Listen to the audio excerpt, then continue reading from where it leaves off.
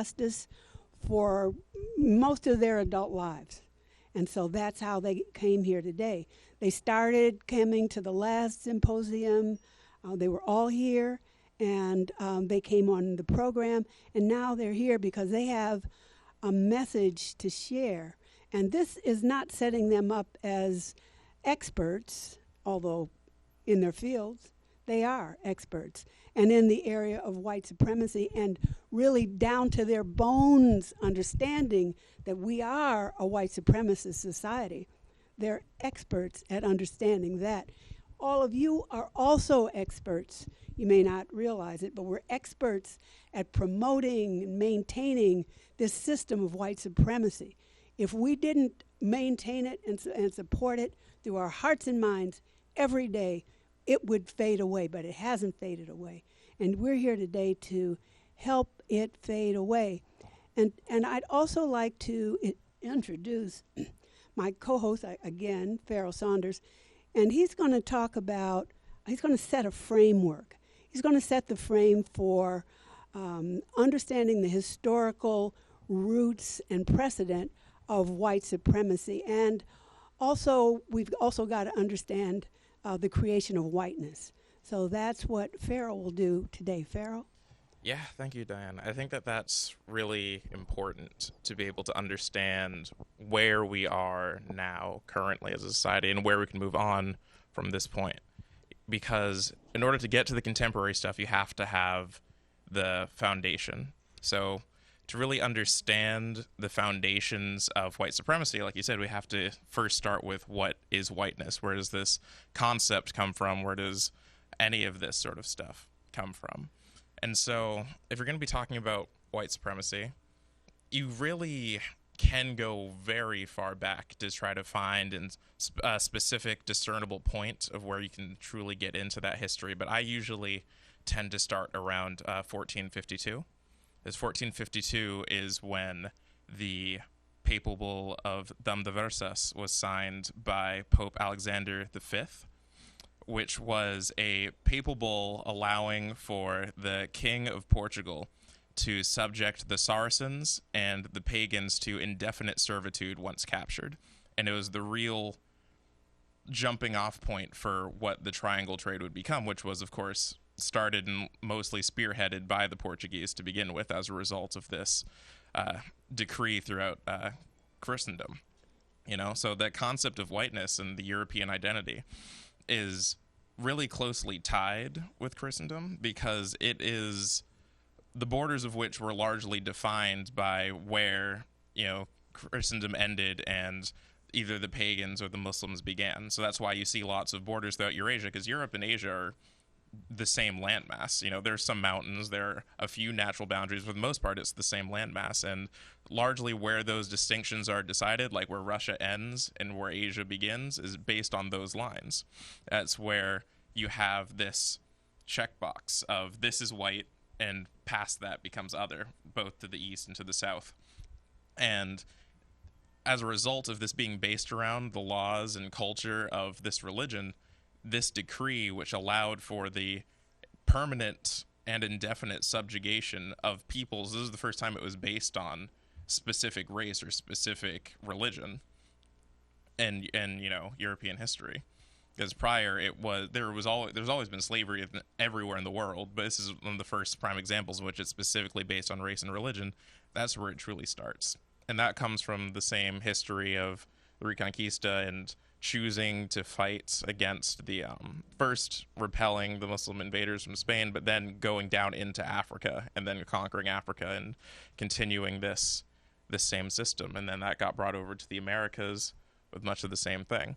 So where I'm going with this is that all of these sorts of things, all of these systems are put in place for a nation to build itself up and to propagate its people. None of these nations, very few nations ever, were made with the concept of multiculturalism in mind. That's an afterthought. That gets added far after, once the cultural climate of the era or of the region begins to make that relevant. But most countries in the world are far older than that.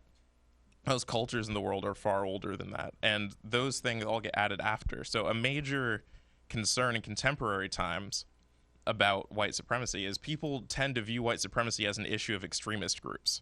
And people tend to view white supremacy as something that people on the far end of a spectrum push, rather than it being so deeply embedded in a culture because it's part of the framework of a culture. A culture, by default, is made with the intention of supporting and propagating its people. And what has been defined as its people has changed over time as the concept of multiculturalism has been included into modern society.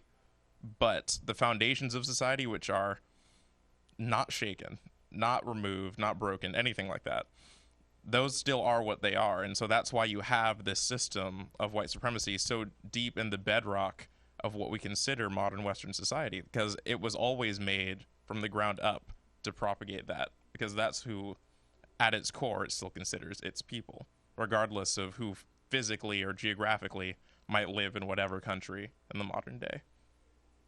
So then what we have is a system of white supremacy that was intentionally, and as you said, it never intended or even thought about other people. In fact, the other people that were thought about were intended to be permanently subjugated. And That's in this what specific the intention context, yes, and that's why I mentioned that in this case, because that's a universal thing, really. The idea of multiculturalism didn't exist in the world. That's a modern development, but specifically the context of the subjugation of the others, the other people, that was specifically brought into this context by that decree in which I described, and that's why that's such an important focal point in European history.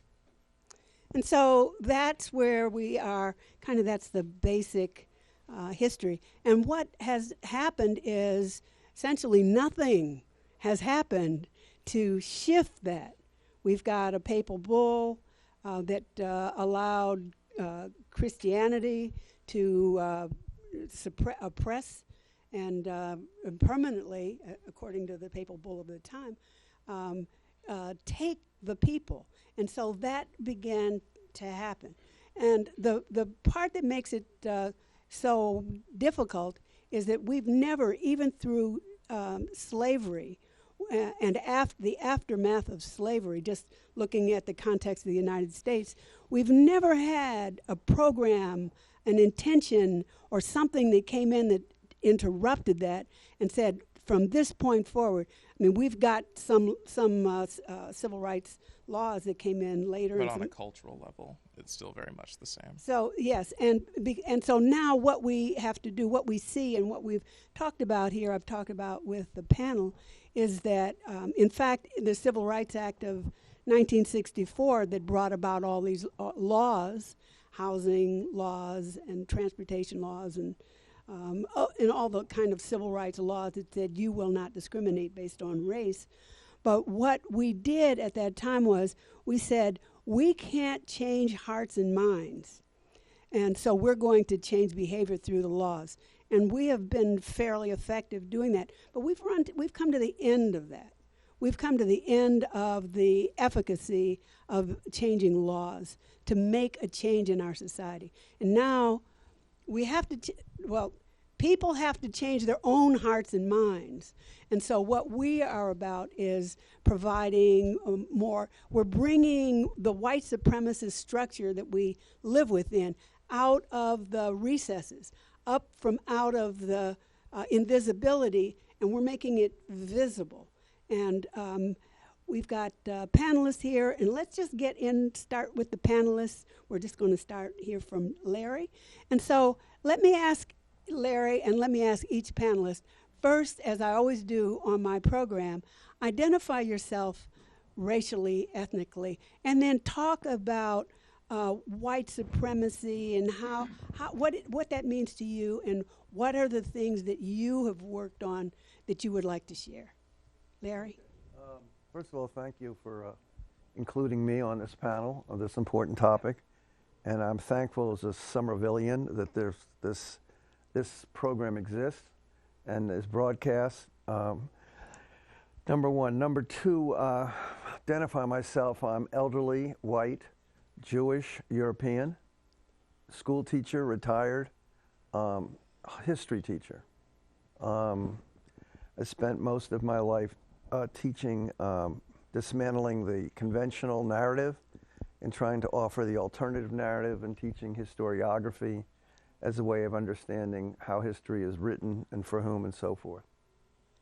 Okay, so could you tell us what are the things that you have, how do you confront, how do you see white supremacy, and how do you, through being a teacher, an educator, what do you do to disrupt that system? Do you see it as a system? Clearly. You know, I would add to this presentation of Pharaoh's quite interesting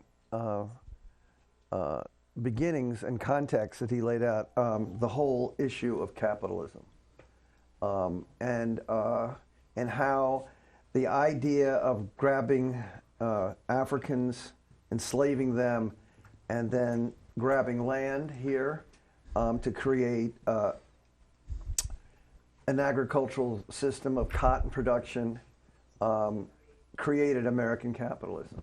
And most of the other thing that I spent my time was teaching, especially as the years went on, was to try to make people aware of the false conceit of American exceptionalism and American innocence, and to again offer the through teaching and through sharing stories and life narratives, the alternative narrative to the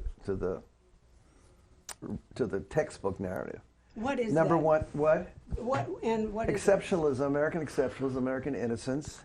We're destined to be this. It's Christian based in many ways, but it's all part of making money out of and it's all blood money. So, and that's a very hard thing to acknowledge.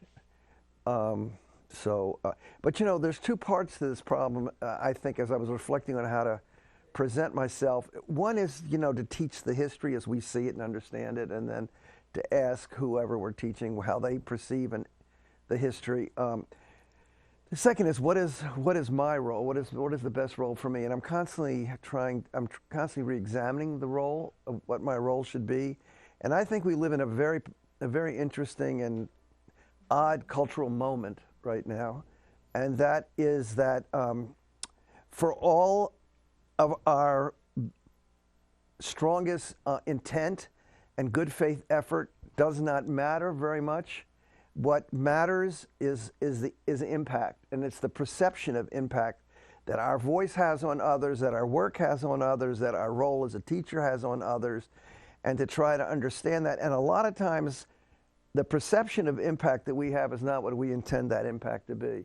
And that now is a very, very peculiar situation for us to be in, because you know, we're often criticized as being of defining the issue of racism as if we're the experts on racism and we don't understand what that experience really is, that lived experience is for black people. I think what our role is not to try to define that, but to bear witness when we hear and when we see what racism is doing. That's what I feel like our role should be at this point, is to be a witness, not an expert, to be a witness and help others to see what we see.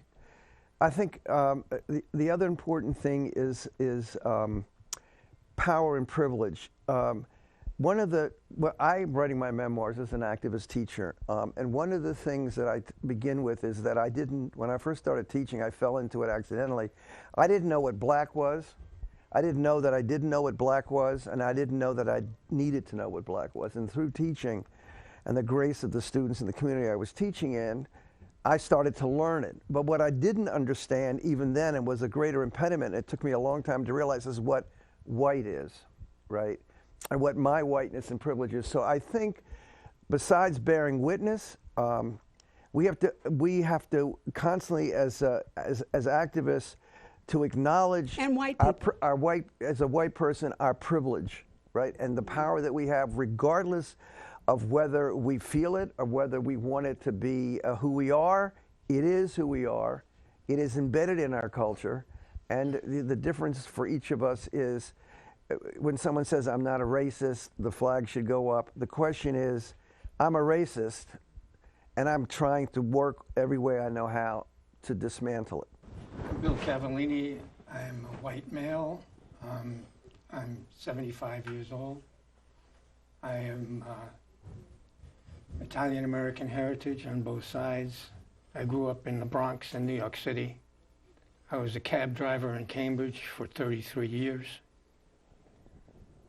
And I've been a community organizer my entire adult life.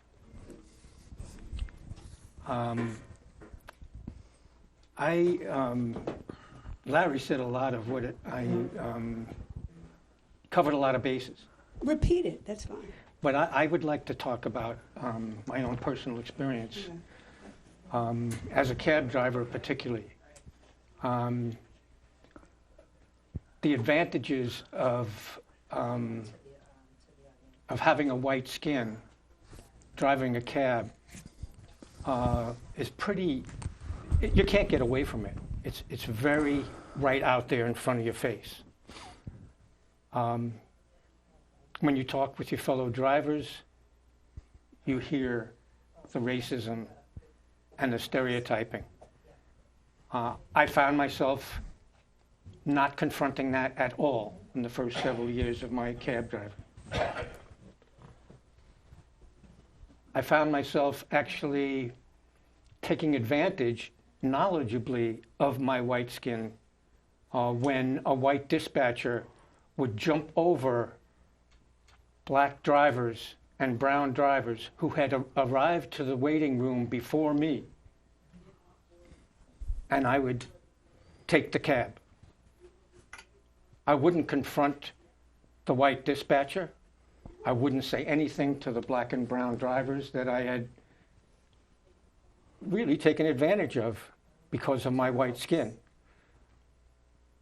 And this happened a number of times before, for one reason or another, I refused to take the cab. And it was just one step on what I see as my journey to try to understand the depth of my white skin privilege and what it means for people of color in this country.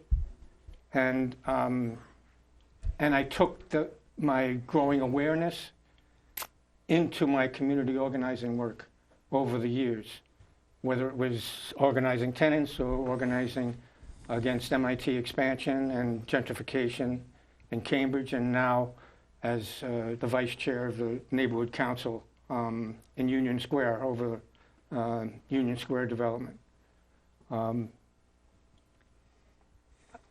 have to say that this journey that I'm on, and I hear Larry on, and I know that Lou and Alex are probably going to say a similar thing about their journey, is not easy, and it's not a straight line. I go through months where I might be in a situation where there's something very subtle, racist happening, and I'll just ignore it. And then I'll go through a period where I just can't be quiet. And similarly, when issues come up in the community organizing, I might, for a period of time, be very focused on making sure that we're responding and we as a group are responding to the unique needs of people of color. And then I'll go through periods where somehow I turn, and that's the privilege that I have to do that as a white person. And it doesn't have great repercussions most of the time. So, you know, this is, I'm glad to be part of this. I thank Diane and Pharaoh for this opportunity. It's important work to be doing now more than ever. You know, I think before I came to Cambridge, I was in Vista in Atlanta, Georgia, and for 2 years. And I looked and I listened a lot because I knew I had a lot to learn. Even coming up in the Bronx, I grew up in a segregated housing project. So I think the first thing is listening and not making assumptions. Trying not to make assumptions. And we all make assumptions. We couldn't function if we didn't generalize. What kind of assumptions? Not making what kinds of assumptions? Well, assumptions about what people need and want. Yeah. I think, and if you have one assumption, the assumption should be there are unique needs of black and brown people in whatever context you're organized, and that you need to listen and to hear what those needs are. So that's the way I would leave it. My family has a history going back 10 generations because my grandparents had the leisure in their retirement years to do a lot of genealogical study. They went to graveyards all over New England. They went to churches where there were accurate records kept, which is something that is not there for most of the people in the African American communities. This is kind of an example of white privilege. The historical record has been written and preserved by white people to the exclusion of all people of color. So that's kind of where I'm at. And I think what I wanted to say was to unpack a little bit of a story about myself and when I didn't get woke, because I think it describes things. So let's jump back in time to 1957. I did part of my growing up in a semi-rural, semi-industrial small town in New Hampshire. And it was August. I and a friend were helping to shovel out the chicken, expletive deleted, in the upper floors of his parents' large chicken coop. And we were shoveling it into the back of a truck. And had got a lot in. We were down in the truck, smoothing it out so we could put more in.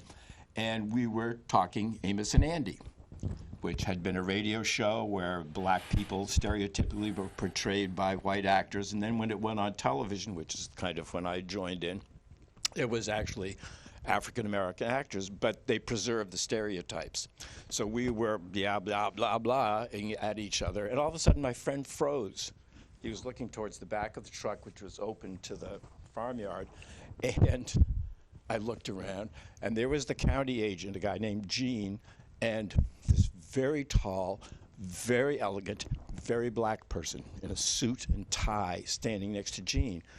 And my friend said, oh, and we thought, this is so embarrassing because we were pretending to be black. We were jiving each other. And it was like, so we apologized to this guy. So, all right, let's apologize. So we go to the back of the truck, jump down, and walk over. And before we could say anything, Gene says, boys, I'd like you to meet Professor so-and-so. He's an agronomist from Ghana who's here studying of small American farms. And he started to talk, and he had this elegant English accent. We were like stunned, and then we realized we shouldn't apologize because he probably thought we were crazy. Anyway, this is a story about myself that I've been unpacking for years because there were issues. I mean, there was an issue, class issue. Here was this unexpectedly elegant upper-class person by accent and dress who was black, which was something that we hadn't really thought about. At the same time, although we weren't woke enough to know how wrong we had been, we were aware of being out of line in pretending to be African Americans in this kind of silly way. So I still think about this. Here we were in Pennacook, New Hampshire, with very little experience in the town of people of color or African Americans of any sort.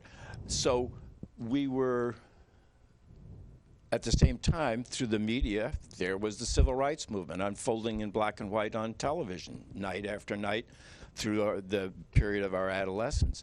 So we were aware, but we didn't connect it to the rest of the world. There were all these sort of, here was Amos and Andy, here was Martin Luther King, here was all of the other stuff that was going on. So there was no place for us, no moral structure. I mean, this was kind of also white privilege. We could ignore stuff. You know, there it was on the television. There was Mossadegh being deposed in Iran. There was endless stuff going on in the world that wasn't connected to our day-to-day lives at all, and so we could choose to ignore. However, somewhere in there, the connections were being made. In looking back in the, the family record, to fully disclose, I had a 10-time great-grandparent who was a slaveholder. I had about a 6 or 7-time great-grandparent who, as family legend has, although we have no proof, had a hiding place on the Underground Railroad. So there's all these kinds of stories that you sort of accumulate from your own family's experience when you have the privilege to see your family record that way. At the same time, I kind of just stumbled into it through family record and through experiences. So I think probably one of the key places was I was the head carpenter in the scenic shop at Channel 2 when Say Brother, which was a Black Power TV news program, was shut off by Channel 2. And we had a huge row about it. I was part of, I still remember sitting in the cafeteria with the almost entirely white production crew, people, the cameramen, and I was a floor manager, and then I was the carpenter. And so we were looking out the window at the Say Brothers staff who were sitting outside at a lunch table, clearly angry. This was in the middle of this confrontation with the station.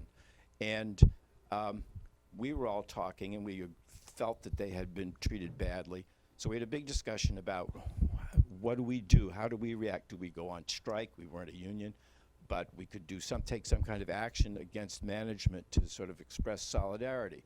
So then I was delegated, I'm not sure why, to go out and talk to the Say Brothers staff. So I went out. They were not welcoming. They were very angry, totally understandable. And I had this kind of like semi-woke moment where I thought, I'm not going to tell them all the things that we have suggested to do. What I said was, we think you're right, and what can we do to help? Which I think was like a synapse popped for me at that point. And so anyway, that's kind of another step along my path. So my name is Lou Gittleman, Russian, Jewish, culturally Jewish, an educator. I've done all different kinds of things, including being a principal in the Boston Public Schools. So that's my background. I wanted to comment on a couple things. One that just came up that you brought up. I think the question of white supremacy and the what I call the arrow of privilege, the poison arrow, is the example you just gave.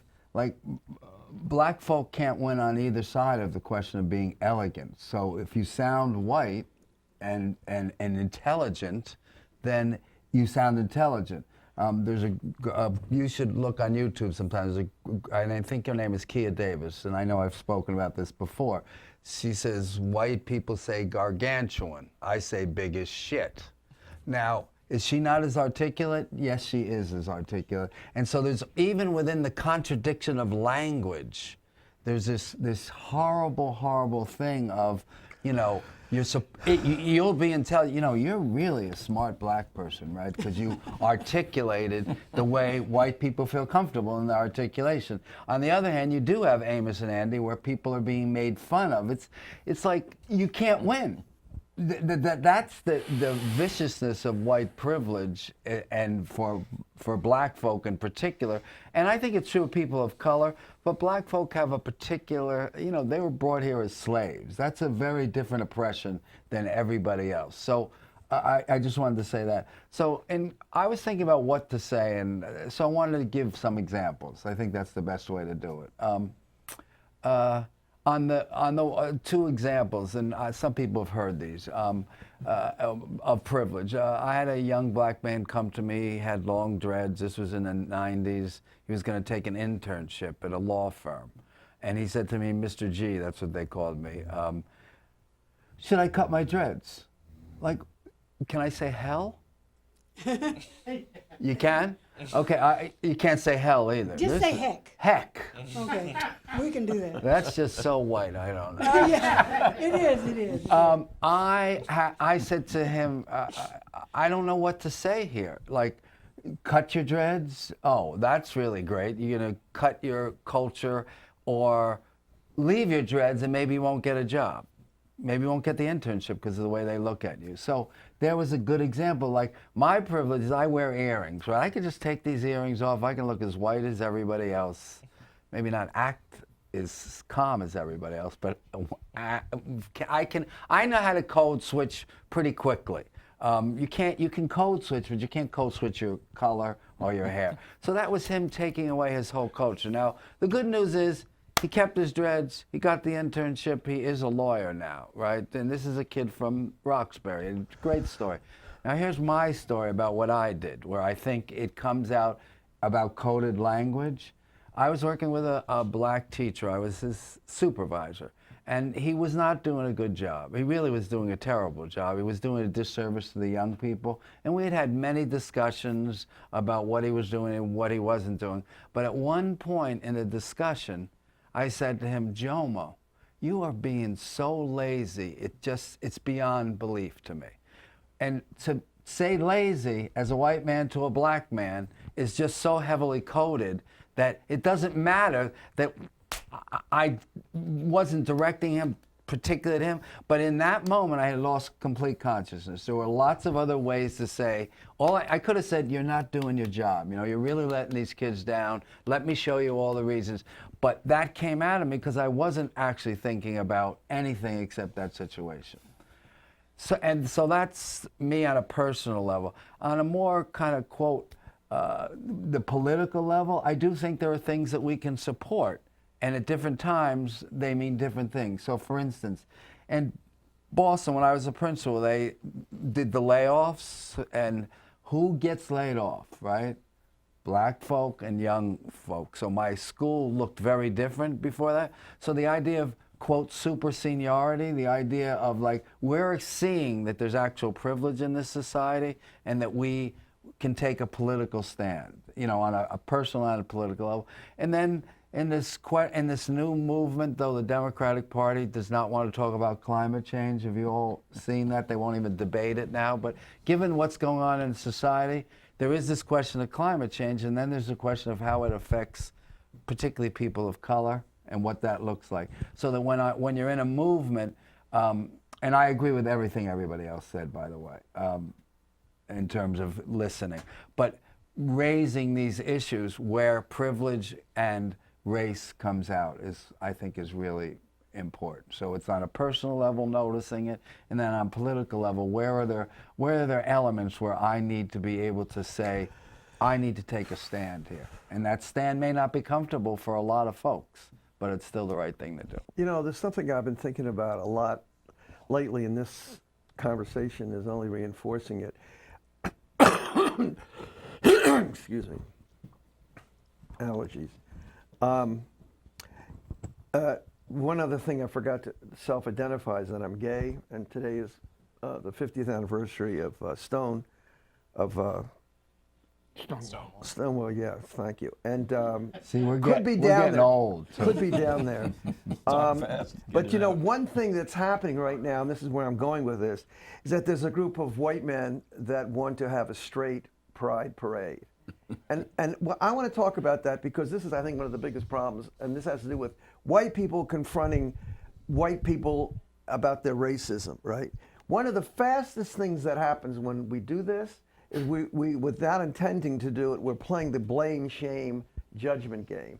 And what the reaction usually is self-victimization. That's what, we are victims of black racism, And that becomes a great distraction. It's a tactic, actually. Trump wants to be impeached. He wants to become victim, right? And campaign on his being assaulted, right? As an impeachable president.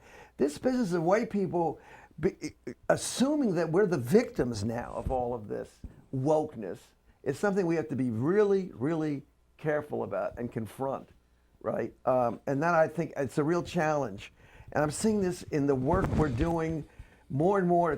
That's what I meant by this odd cultural moment about intent means nothing, impact, perceived impact, and facts be damned, right, is a very difficult situation to be in right now. And my white colleagues often, when they say, but, trying to explain, I'm not a racist. That's not what I meant. I'm trying to be helpful, and all of a sudden, they feel like they're the problem, and we are the problem, and that's an acknowledgement. And then they immediately go, instead of acknowledging how am I the problem, what can I do about that? They self-victimize, and I think that's got to be watched very carefully. It's a trick. What do you do when that happens? It happens a lot. So what do white people do when that happens? Name it, first of all. Okay, identify the issue. And smack them Acknowledge. upside the head into the middle of next week. That usually doesn't help. Or if I you, think you have to be patient and gentle, but insistent, and you're going to be uncomfortable. Yeah. If you're challenging anything about race, about a white person's behavior, actions, whatever, attitudes, speech, you're going to be uncomfortable. And you better be ready to be uncomfortable. And I think finding ways to, the temptation is to step up and confront. And I think there are places where this is appropriate. But if you want to change the narrative deeply, you have to find ways to go that will help people along. There are the crazy, they will not replace us people. And then there's the bulk of people who are happily moving along unaffected by any of this. So I will give an example of something that I did some years ago. I taught for a long time at a very large local private school in the lower school. And we went through a process in the late 70s of doing meetings with the faculty to talk about race and how that affected teaching and so on. And I did a presentation, and I realized that most of the people, they were all kind of contemporaneous with me or slightly older, were not going to be able to hear very well the present situation as it made them feel guilty, and they just shut down.